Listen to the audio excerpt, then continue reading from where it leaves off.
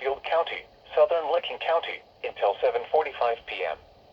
At 6:55 p.m., a severe thunderstorm was located over Reynoldsburg, moving northeast at 55 miles an hour.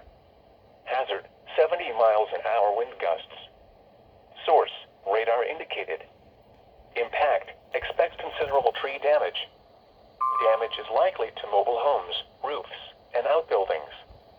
Locations impacted include Columbus, Newark, Reynoldsburg, Pickerington, Bexley, Heath, Grahamville, Pawhuska, Buckeye Lake, Hebron, Hanover, Harbor Hills, Grandville South, Martin, Beechwood Trail, Summit Station, Fairfield Beach, Thornport, Whitehall, and Etna.